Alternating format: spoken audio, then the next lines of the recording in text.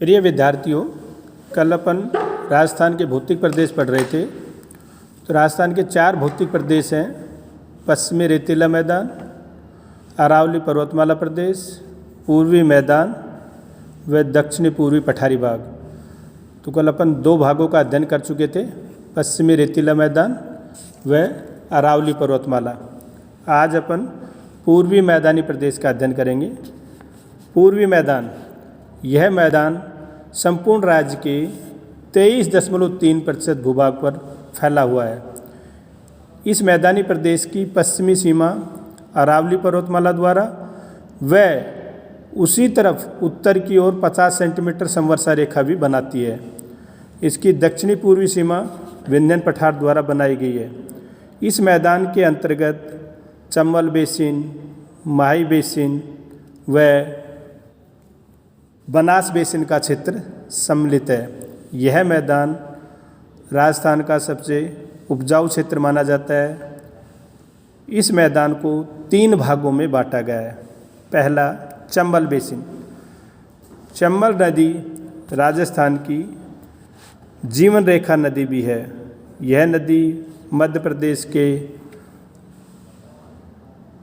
जानोपाव पहाड़ियों से निकलकर राजस्थान में कोटा के समीप प्रवेश करती है।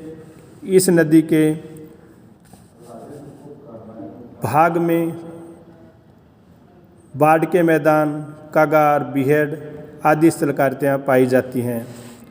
यह नदी कोटा, बूंदी, टोंक, सवाई माधोपुर और धौलपुर जिलों के बीहड़ों में बहती हुई 450 वर्ग किलोमीटर क्षेत्रफल में फैली हुई है।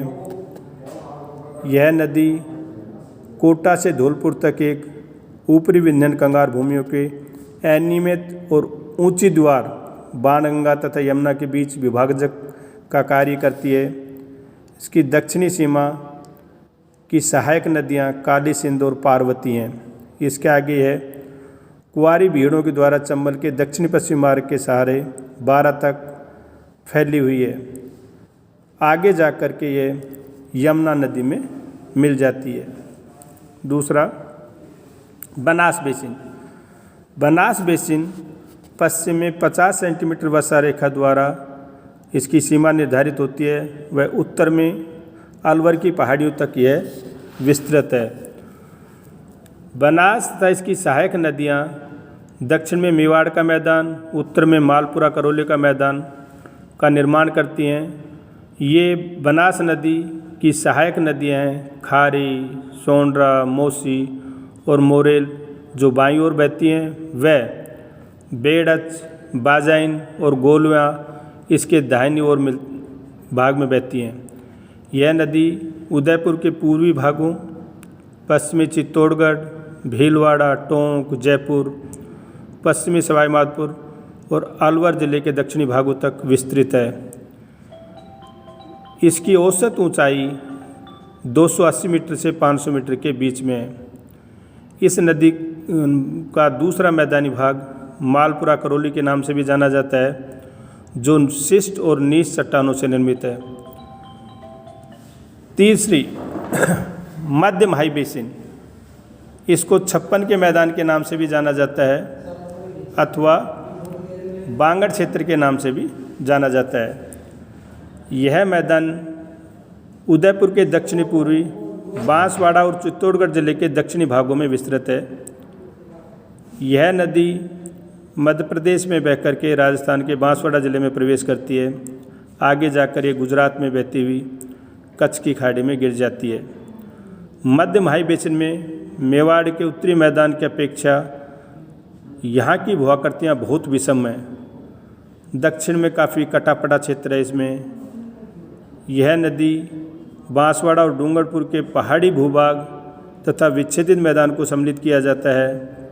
प्रतापगढ़ और बांसवाड़ा के बीच 56 गांवों का समूह है, इसलिए इसके 56 के मैदान के नाम से भी जाना जाता है। लास्ट चौथा अपना जो भौतिक प्रदेश है वो दक्षिणी पूर्वी पहाड़ी प्रदेश या इसे हाड़ौती के पठार के नाम से भी जाना जाता है। राजस्थान में यह पठार मेवाड़ के दक्षिण पूर्व में चंबल नदी के सहारे पूर्वी भाग में विस्तृत है और ये राजस्थान के कुल क्षेत्रफल के 9.6% भूभाग पर फैला हुआ है। यह उत्तर पश्चिम में अरावली पर्वत द्वारा इसकी सीमा निर्धारित होती है तथा हाड़ौती के पठार के अंतर्गत ऊपरमाल का पठार, मेवाड़ का पठार, जिसको राजनीतिक दृष्टि से झालावाड़, बूंदी, कोटा, चित्तौड़गढ़, भीलवाड़ा और बांसवाड़ा का भूभाग सम्मिलित है। यह पठारीय भाग आगे चल के मालवा पठारी प्रदेश में मिल जाता है। ये गोंडवाना लैंड का हिस्सा कहलाता है। इस क्षेत्र का अधिकांश भाग चंबल व उसकी सहायक नदियाँ काली सिंध, पार्वती व परवान द्वारा सिंचित है। यह भौतिक प्रदेश दो भागों में बांटा गया है। पहला विंध्यन कगार भूमि व दूसरा दक्कन लावा पठार। पहला विंध्यन कगार भूमि। विंध्यन कगार भूमि वाला भाग बलुआ पत्थरों से निर्मित है जो सलेटी पत्थरों के द्वारा पृथक दिखाई देता है। इस कगार का मुख्य बनास और चंबल के बीच दक्षिण पूर्व की दिशा की ओर बिंदौलगढ़ से पूर्व तक फैला है। उत्तर पश्चिम में चंबल के बाएं किनारे पर तीव्र ढाल वाले कगार दिखाई देते हैं। इस पठारी प्रदेश में धौलपुर और करौली का क्षेत्र ज़्यादा सम्मिलित है। दूसरा दक्कन लावा पठार। यह राजस्थान का प्रमुख पठारी प्रदेश है। मध्य प्रदेश के विंध्यन पठार के पश्चिमी भाग 3 सेकेंद्रीय कगारों के रूप में स्थित है। सेकेंद्रीय कगार 3 प्रमुख बलुआ पत्थरों द्वारा बना हुआ है जिसमें सलेटी पत्थर भी मिलते हैं। दक्षिणी पूर्वी राजस्थान का यह भौतिक भूभाग ऊपरमाल के पठार के नाम से भी जाना जाता है। यह एक विस्तृत और पथरीली भूमि है जिसमें कोटा और बूंदी का पठारी प्रदेश सम्मिलित है। इस भूभाग में नदी, घाटियाँ व काली मिट्टी मिलती है।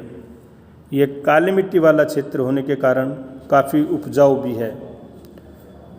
इस पठारी प्रदेश में चंबल और उसकी सहायक नदियाँ जैसे काली सिंध, पार्वती ने कोटा में एक त्रिकोणीय काप्य बेसिन का निर्माण भी किया है जिसकी औसत ऊंचाई लगभग 210 मीटर से 275 मीटर के बीच है।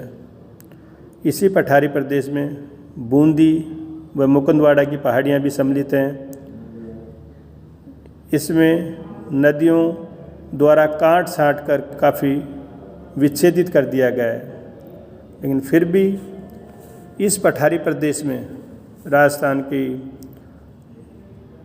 बहुत महत्वपूर्ण फसलें जैसे लहसुन, सोयाबीन, धनिया इसकी पैदावार होती है और ये पठारी प्रदेश वर्षा में भी सहायक है। धन्यवाद बच्चों।